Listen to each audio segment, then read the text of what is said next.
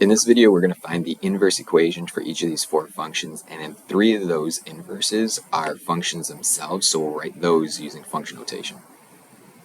So here's the first of four problems, and we need to come up with the inverse equation. So the first thing that we have to do to find the inverse is just switch the x and y. And what I'm going to do before that is just recall that g of x is the same thing as y. So I'm going to rewrite this. This allows me to clearly see my y right here, and then I have my x right there. And like I just said, the inverse means we need to switch x and y. They literally switch spots. So there we go. And we could say that that equation would represent the inverse relationship right there. However, we always want to write our equation set equal to y. So we need to basically solve this equation right here for y. And the first thing that I'm going to do is get rid of the 9 in the denominator, just so I don't have to deal with any fractions. So what I'm going to do is take everything on the right side of the equal sign in parentheses, put them in parentheses, and we're going to multiply this group by 9.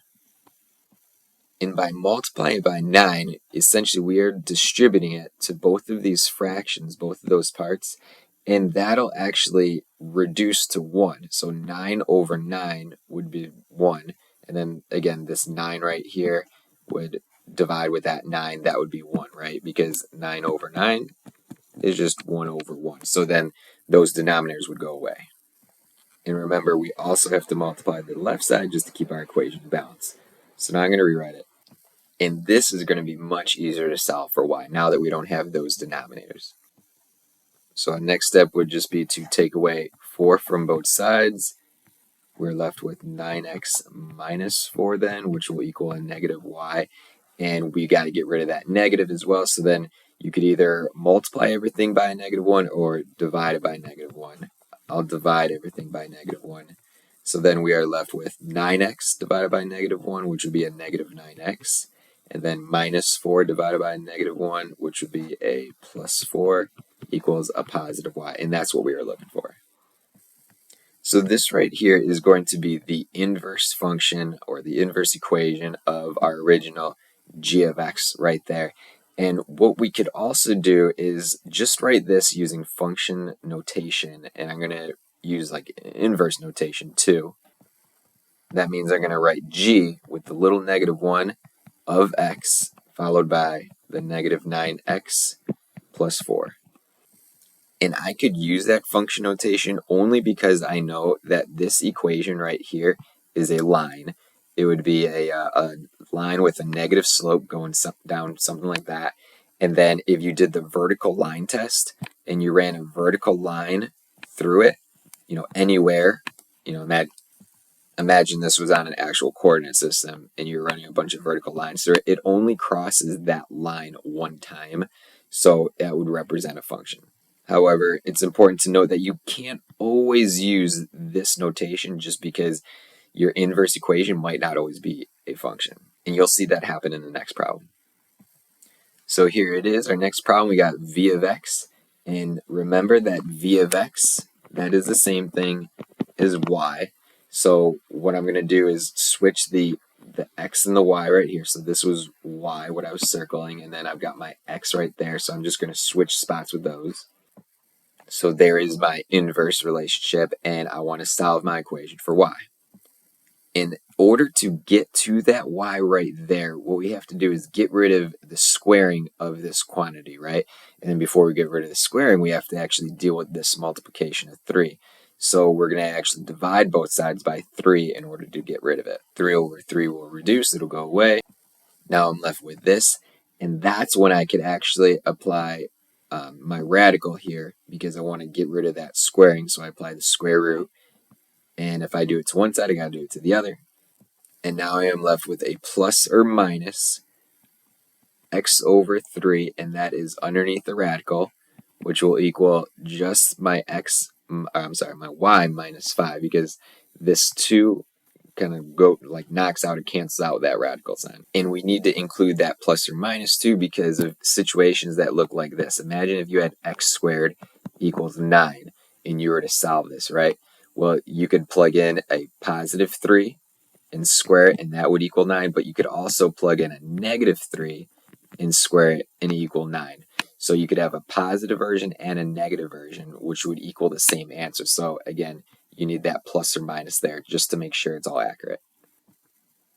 And then my final step would just be to add 5 to both sides, and that would get my y by itself. And there we have it. It's plus or minus the square root of x over 3, and then we're adding 5 on the outside of that radical. That'll equal y. Now, that's the inverse of our original function right here, v of x. However, we cannot apply the function notation to this equation right here because this is not a function in itself. If you were to graph this equation right here on a coordinate system, it would look somewhat like a sideways parabola like this. And then if you run a vertical line through it to do your vertical line test, it would cross, that vertical line would cross our graph more than one time, and that means it is not a function. So you could not take v and use that little -1 of x and write it, follow it up with all the other stuff, just like this. All right, problem 3 of 4, we have h of x right here, and we want to find the inverse again, and we got to switch the x and the y. So I'm going to start by writing x equals, followed by the rest of my equation, and that's my inverse relationship, and now we got to solve for y. So in order to get to that y, just like my previous problem, I need to apply a radical. That would be the cube root to this section right here. However, before I do that, I got to get rid of this little extra -2 that I have in front. So that's going to be my first step. I'm going to go ahead and add 2 to both sides, and that'll get rid of that. And now I have my my group here with my cubing, and I can get rid of that. So I'll apply the cube root to my right side and to my left side. These will essentially kind of like cancel out, and then I'm left with the cube root of x plus 2, which is equal to y plus 7. Now you're maybe wondering, like, well, why don't we do this plus or minus in front like I did with my last problem? Well, imagine I have x to the third power, and that equals 8, right? And then I have a possibility, like I could put in a 2 and cube that, and that would equal 8. However, what if we made it -2, like in my previous situation, and then we cube that? Well, that would be a -8. So you're going to know whether that's positive or a -8. They're two different answers. That's positive, that's negative. So you don't have to do plus or minus like that last one. Okay, back over here. Now we just got to get that y by itself. That means we got to take away 7 from both sides. And there's my inverse of my original function, which is h of x. Now, if you were to graph this one right here, that's the cube root. So it's going to look something like this. All right, and I'm just estimating here. That's probably not a great sketch. However, it'll take some sort of shape like that. And if you did the vertical line test and you ran a bunch of vertical lines through it, you'll notice that it only crosses once.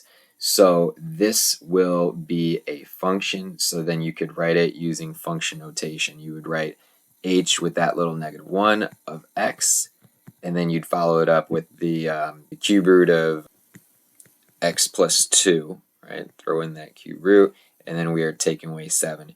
So that's going to be the inverse equation right here of my original h of x. And last but not least, we have n of x.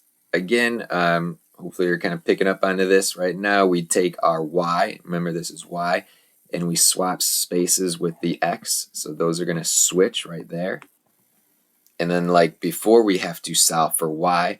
And right now, this is our only group right here. We don't have any adding or subtracting on the outside. So I could put it all in parentheses here and raise it to the third power, because those are like the opposite operations if you want to think of it like that. So those will essentially sort of like cancel out. And if I'm cubing the right side, I have to cube the left side as well and rewrite everything. Our next step is to get rid of that fraction. I always tell people I don't like dealing with fractions. So if I'm dividing by 5, I have to multiply that top part by 5, because if I have a 5 on top, I could reduce it with the bottom. 5 over 5, we know, is just 1 over 1, so that goes away. But if we multiply the right side, we also have to multiply the left side as well. And we are left with that. So we're getting there. Now we got to take away that 4.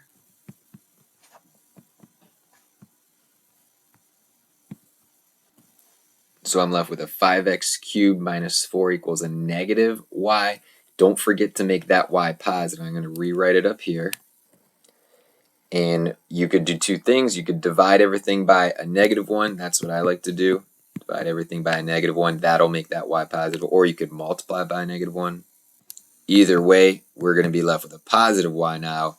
And then that negative 1 divided into that 5, or 5 divided by negative 1 will be a negative 5 x to the third power, and then that'll change to a plus 4. And if you were to graph this on a graphing calculator, it would take the shape of something that would look like that, right? And if you did a vertical line test and you ran a bunch of vertical lines through it, you're only crossing one time, right? We only cross once. So this is going to be a function, so you could write this as function notation with the negative 1 up top. So that'll be n with that little negative 1 of x, followed by the minus 5x to the third power plus 4. And there you have it.